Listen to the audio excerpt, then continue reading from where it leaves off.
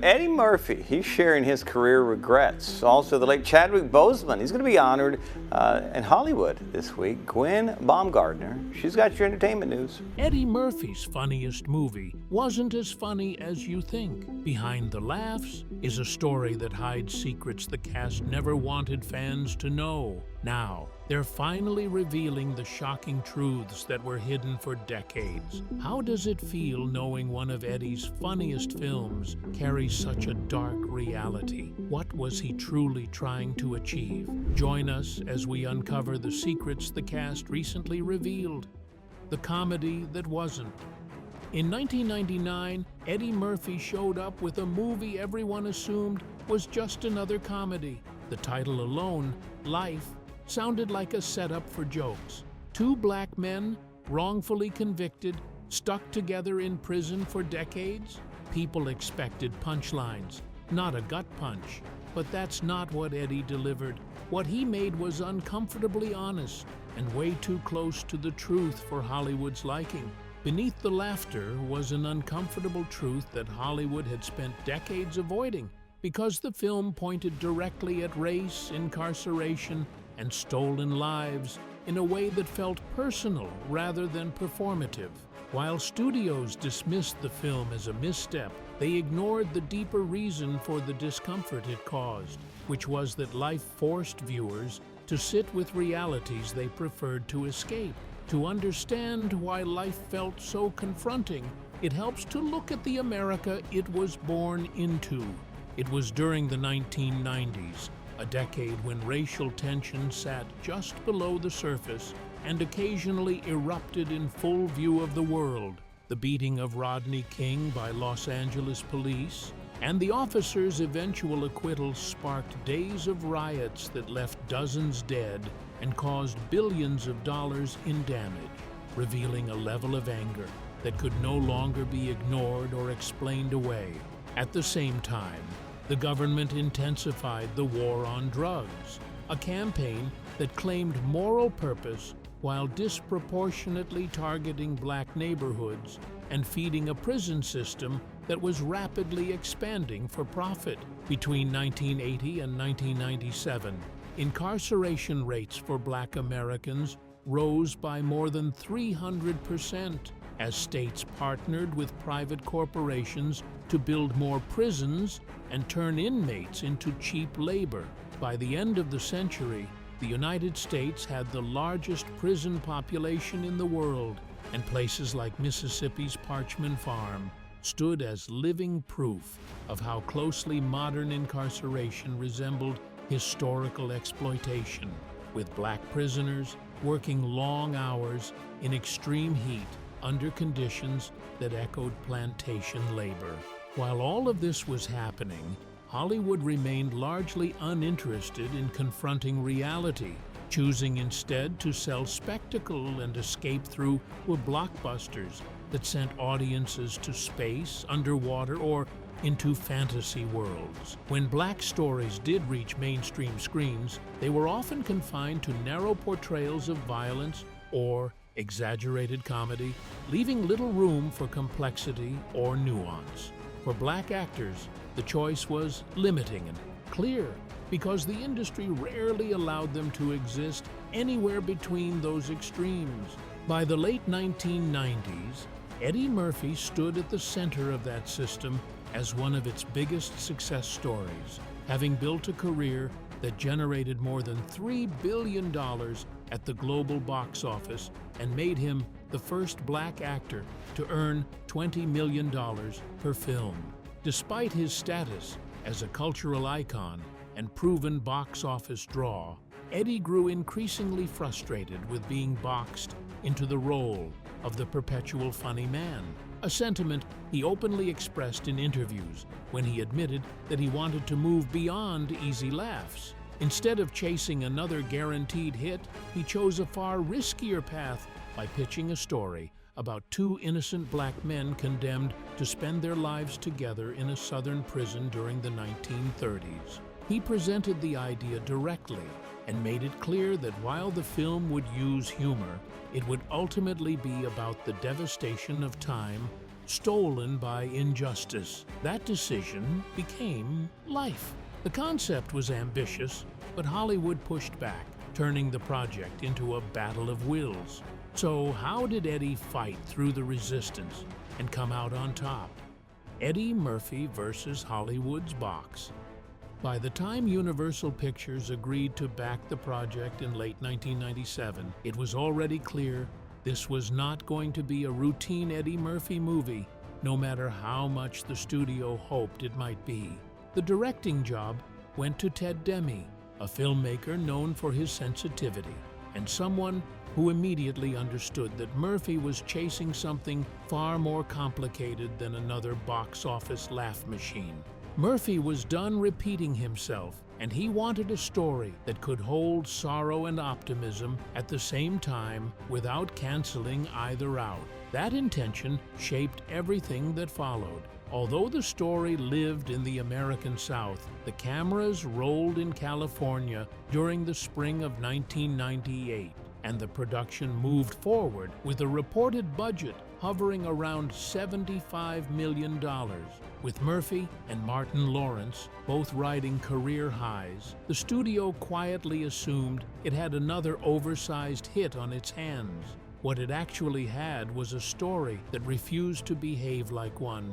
At its core, life followed two men from completely different worlds who were crushed by the same injustice. Ray Gibson, a fast-talking hustler, and Claude Banks, a cautious man who believed in rules, are framed for murder in 1932 and sent away with no chance of release. Decades pass inside prison walls as time erodes everything they once imagined for themselves, and the only thing that keeps them standing is the decision to keep laughing, even when that laughter hurts. Murphy later explained that the film mattered to him because it never let go of hope, even when the characters had every reason to give up. That idea was personal. After years of being boxed into the role of the funny man, Murphy wanted to prove that humor could coexist with grief and that comedy did not have to be shallow to be accessible. It was his way of pushing back against an industry that preferred him predictable and harmless. The problem was that this kind of defiance made executives nervous. The budget alone was enough to cause tension, because spending close to $80 million on a film that did not guarantee feel-good satisfaction was a major risk. While the studio promoted the film as a buddy comedy, those closest to the project knew it carried something heavier, something closer to a reckoning than a romp. One executive quietly admitted that the film was loved and feared in equal measure because it did not resemble anything audiences associated with Eddie Murphy. Some called the project a gamble, but Murphy saw it as an obligation, believing that if he did not use his influence to tell a harder story, no one else would. That seriousness carried over into production, where the physical demands matched the emotional weight of the story. Because the film followed its characters across nearly 60 years, Murphy and Martin Lawrence had to convincingly age from men in their prime to elderly prisoners broken down by decades behind bars. Achieving that transformation required an intense commitment to makeup and prosthetics that went far beyond cosmetic touch-ups. Come on now, y'all won't take all my money and go run off, go near 100% Jello. Ray. I don't want no Jello, goddamn. No. Legendary makeup artist Rick Baker, along with prosthetic specialist Kazuhiro Tsuji, designed aging effects so detailed that they changed how the actors moved, spoke, and even breathed. Each day began with hours in the makeup chair, as layers of silicone, artificial skin, and heavy prosthetics slowly erased their real faces. The process was exhausting, and once fully suited as elderly men, Murphy often struggled to eat or rest comfortably, later describing the experience as physically aging into the role rather than simply playing it. The strain affected everyone on set. The sheer effort required to maintain the illusion led to moments of frustration and tension, with exhaustion occasionally boiling over behind the scenes. Humor became a survival tool, not just for the characters on screen, but for the people making the film, because without it, the weight of the story would have been unbearable. And even with all that effort, life was still moving toward a reception that would test whether Hollywood was truly ready to hear the truth it carried. Inside production hell. What most fans didn't know was that the physical conditions on set were brutal, even though the story itself was already heavy enough. The crew shot the film in California under temperatures that regularly climbed past 95 degrees, while pretending the scenes were unfolding in Mississippi. Chain gang sequences were filmed on bare concrete that absorbed the heat and reflected it straight back at the actors, turning every take into an endurance test. Sweat actively destroyed the makeup, forcing the crew to stop again and again as prosthetics peeled away from faces that were supposed to look decades old. What should have taken minutes stretched into entire days, with a single 3-minute scene sometimes requiring 14 hours to finish. The production moved across multiple locations, including Norwalk, Downey, Sacramento, Brentwood, and Lompoc, each one demanding different lighting, textures, and visual tones to sell the passage of time. Ted Demme pushed relentlessly, because for him, accuracy mattered more than comfort, and close enough simply did not exist. He wanted every frame to feel like time itself was pressing down on the characters, carrying exhaustion, regret, and the slow loss of freedom. One crew member later said that if Eddie Murphy didn't look genuinely drained, Demme wouldn't call action, because he wanted despair to live in the eyes of a man who had spent a lifetime behind bars. Over time, the line between performance and reality blurred, and the set began to feel like a controlled version of imprisonment. The actors were no longer pretending to be trapped. They were living inside the weight of the roles day after day, which made the experience emotionally suffocating. That commitment eventually paid off in recognition when Life received an Academy Award nomination for Best Makeup in 2000. What the nomination did not show was the toll it took on everyone involved, because the real damage came later, once filming ended and the movie entered post-production. That was where the most painful battle began, centered on a question Hollywood still struggles with. Should life be treated as a comedy or allowed to exist as something far more tragic? When Eddie Murphy and screenwriter Robert Ramsey first crafted the story, they never imagined a traditional comedy. What they envisioned was a tragedy threaded with bitter humor, closer in spirit to The Shawshank Redemption than a crowd-pleasing buddy film. The laughter was meant to sting, not soothe, reflecting the reality of two innocent black men who survived by entertaining others while slowly disappearing from the world that forgot them. That vision collapsed the moment the script reached Universal Pictures. Executives saw Murphy and Martin Lawrence's names and immediately reframed the project as a comedy, insisting the film needed more jokes and fewer moments that lingered in pain. One comment in an early meeting summed it up cruelly, suggesting that Eddie Murphy could not make audiences cry. That single assumption ignited a quiet war that dragged on through the editing process. The first scenes, placed on the chopping block, were the most human ones, including moments of grief, isolation, and cruelty that revealed how deeply the characters were broken. Prison beatings and moments of silence were all flagged with the same dismissive note: too heavy. Demme and Murphy pushed back, knowing that stripping those scenes would hollow out the film, but they also understood the risk of refusal, because a film the studio didn't believe in might never be released. Murphy eventually conceded, admitting later that saving every painful moment would have buried the movie completely. What he fought to preserve instead was the heart of the story: two forgotten men whose lives mattered even if the world refused to notice. That soul survived, muted but present, lingering beneath every laugh that made it to the screen. Don't I know you? I don't think so. Yes, I do. I know you. What is your name? Claude Banks. Claude Banks! Claude Banks! Hey, Miss Me! Ray Gibson! Some critics saw it clearly.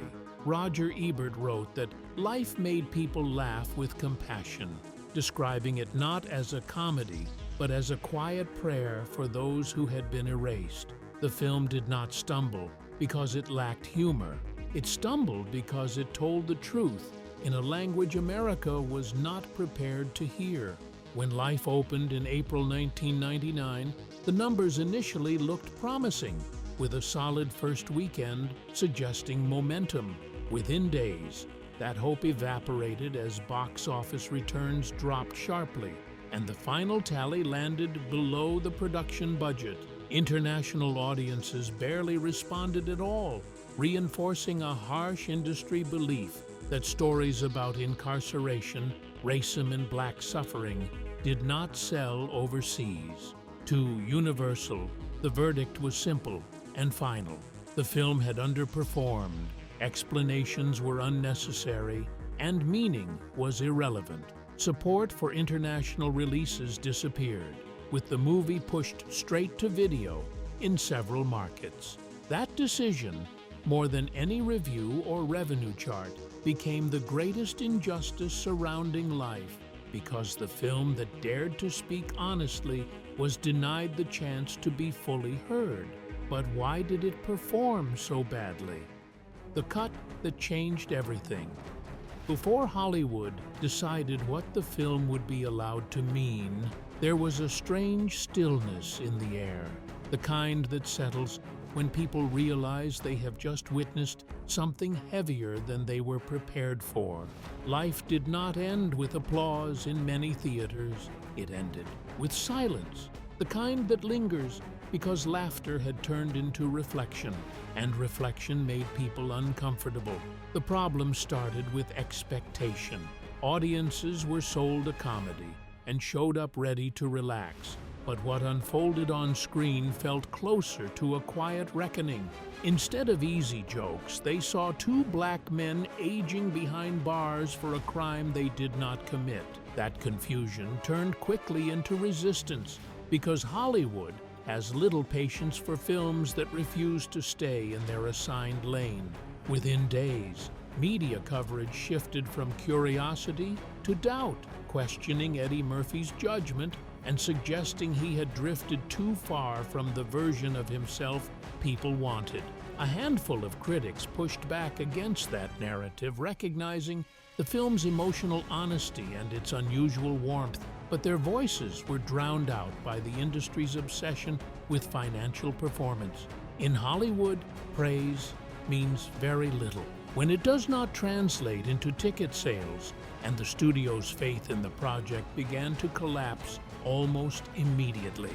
For Ted Demme, the retreat felt like watching something personal disappear in real time, and Eddie Murphy felt the shift just as sharply. Only months earlier, he had been untouchable, riding the success of blockbuster comedies, and now he was being held up as an example of what happens when a star takes the wrong risk. He later admitted that the experience taught him a painful lesson about how little room there was for him to tell stories that carried sadness instead of punchlines. Behind the scenes, pressure also strained the relationship between Murphy and Martin Lawrence. Both men were strong personalities, both were used to leading, and both were navigating different stages of fame under intense scrutiny. Their dynamic was competitive but respectful, and once the film was over, they quietly moved in separate directions, rarely revisiting the experience except with careful, measured words. The fallout reshaped Murphy's career choices. After Life, he stepped back from serious material and leaned into lighter, family-friendly roles that reassured studios and audiences that he was staying in his lane. The industry welcomed him back with relief, But the disappointment never fully disappeared, resurfacing years later when Dreamgirls reminded everyone of what he could do beyond comedy, even as that recognition ultimately slipped away. The story did not end gently for Ted Demme. After the film's commercial disappointment, opportunities dried up, projects were canceled, and he drifted into smaller work, struggling to regain momentum. In 2002, he collapsed during a charity basketball game and died at just 38 years old, a loss that shocked those who knew him and deepened the sense of unfinished promise surrounding his career. His sudden death casts a long shadow over what came next, forcing a harder question into focus. Was Ted Demme's fate the result of personal misfortune or the final consequence of an industry that punishes those who dare to tell a different kind of story? Box office, fallout, and broken trust. Before its premiere, Life already carried the weight of expectation, but what followed revealed the cost of daring to tell a story differently. Ted Demme never complained publicly, yet colleagues recalled seeing the exhaustion and quiet disappointment in his eyes. Eddie Murphy, speaking years later, described Ted as the one who truly understood the film, the one who fought to keep its heart intact, even as the system around them measured worth only in dollars and audience numbers. Those words were less an obituary than a condemnation of an industry that crushed those who refused to conform. The tragedies surrounding Life extended beyond Ted. Lisa Nicole Carson, who played Sylvia, withdrew from acting for years after struggling with bipolar disorder. Heavy D, cast as Jake, died in 2011 at the age of 44 from a pulmonary embolism. Bernie Mac, who brought humor as Jangle Legs, passed away in 2008, just 9 years after the film's release. These were people who had laughed, fought, and brought joy to the screen, yet each carried personal struggles that echoed the film's themes of confinement and loss. Looking back, many critics now see Life not as a mere comedy, but as a chronicle of lost souls both in front of and behind the camera. Betty succinctly captured it. The film failed not because it lacked talent, but because it was too honest and released too early. 2 decades later, the story began to resurface. When Life aired on HBO and later on Netflix, it found a new audience. Articles in BET, Collider, Essence, and The Atlantic revisited the film as a Black Shawshank, a tragic and comic elegy that Hollywood had been unwilling to face in 1999. Audiences finally saw that Murphy and Lawrence were not merely generating laughs, they were portraying the resilience of those forgotten by the system, using humor as the only tool left to survive. We on deck. You like baseball? We on deck. On deck for what? For what? That upper room, nigga. The upper room. By 2010, as data on incarceration and wrongful convictions became more widely discussed, Life gained renewed significance. Online forums and streaming communities embraced it as a cult classic, a misunderstood work that resonated with viewers who recognized its critique of systemic injustice. Younger audiences discovered that the laughter of Ray and Claude was inseparable from the indictment of an America that had caged its own children.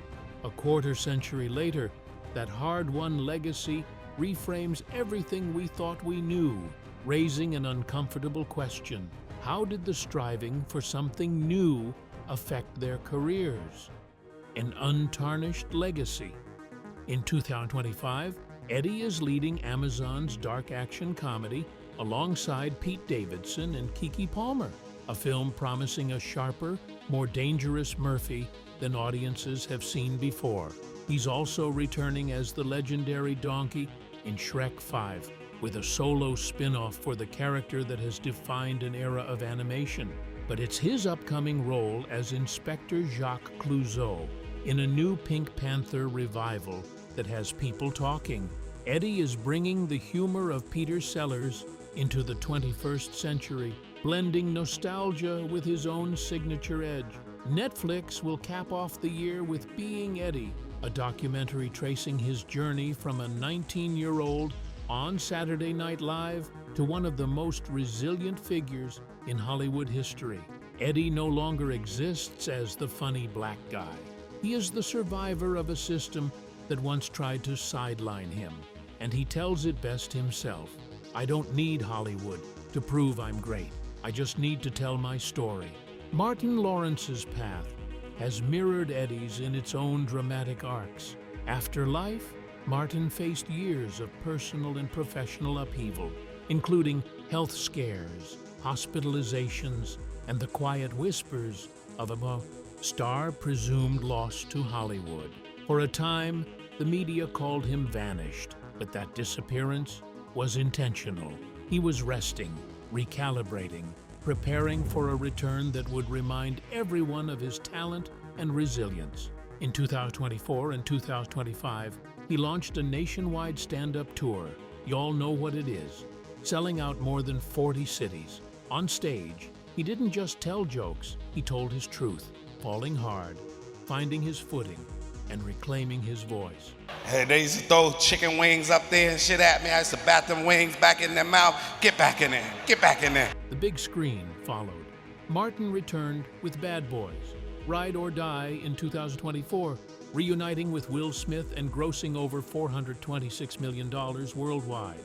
The role earned him a 2025 NAACP Image Award nomination, long overdue recognition for a career that had faced too many silences. Beyond acting, Martin is producing Varnell Hill, a spin-off of his iconic sitcom Martin, stepping into a role that allows him to provide inspiration from behind the camera. At 60, he has transformed challenges, scandals, depression, and years of industry neglect into a comeback narrative that resonates far beyond comedy. In 2025, life seems alive again, and watching it today will make you realize it was never just a comedy. It was the first chapter of two remarkable comebacks. What's your take on the film? Do you think Eddie successfully conveyed the message he set out to deliver? Share your thoughts with us in the comments section. Remember to like, share, and subscribe for more. Also, click the next video showing on your screen. You will enjoy it.